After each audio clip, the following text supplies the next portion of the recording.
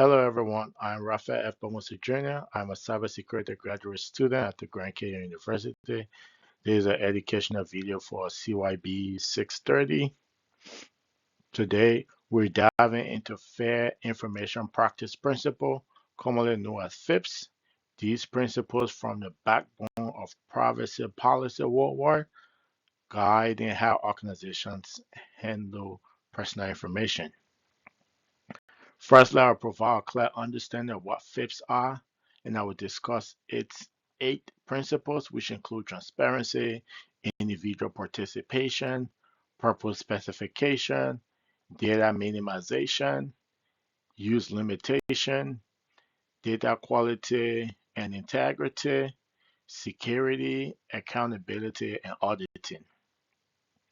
So first, let's define what FIPS is. FIPS are a set of international recognized guidelines designed to protect personal information. They address how data is collected, used, maintained, and disclosed. So let's explore some key principles. There are 8 principles of FIPS, which I earlier mentioned. So number 1 on the list is transparency. Transparency ensures that individuals are aware of what personal information is being collected and why. Organizations should have clear and accessible privacy policy. Number 2 has to do with individual participation. This principle grants individuals the right to access and amend their personal information. It is vital for accuracy and empowerment.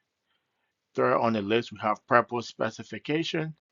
Organizations should clearly state the reason for collecting personal data at the time of collection to avoid misuse. Number 4, we have which is data minimization. Collect only what is necessary. Data minimization limits exposure and reduces risk. Number 5 on the list, we have user limitation. Use personal data only for the specified purpose unless consent is given for additional use. Number 6, we got data quality and integrity. Ensure data is accurate, complete, and up to date to maintain its integrity. Number 7, we have security. You need to implement safeguards to protect data from unauthorized access or breaches. And last on the list, we have accountability and auditing. Organizations must demonstrate adherence to these principles through audits and accountability mechanisms. Now move on to question 2. It's we're comparing FIPS with other privacy policies, laws, and regulation. So for this, I use FIPS versus global privacy regulation as my example. Although FIPS provide a fundamental framework, we need to take into consideration that different regions such as EU and the US have specific laws. So even though FIPS provide a foundational framework, but other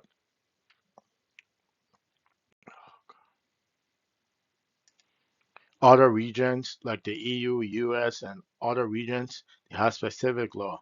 So for example, the European Union has a GDPR, which emphasizes similar principles like transparency and data minimization, but it is legally binding with strict penalties for non-compliance.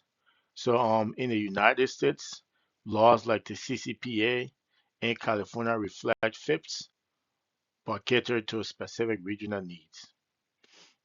So we have this is how you use FIPS to protect PII in federal agency.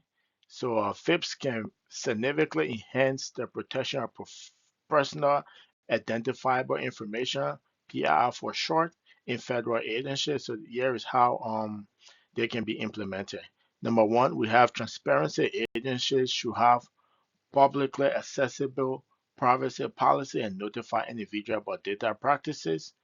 Individual participation, which is number 2, facilitate mechanism for individual to access and correct their data. Number 3, we have purpose specification, which will define a clear purpose for data collection in all data handling procedures. We have data minimization, review data collection processes to ensure only necessary data is collected. We have use limitation, ensure data is used solely for the defined purpose unless consent is given otherwise. Number five, we have data quality and integrity.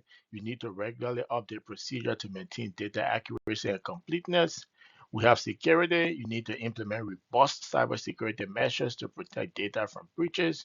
We have accountability and auditing. You need to conduct regular audits and establish accountability protocols to ensure compliance.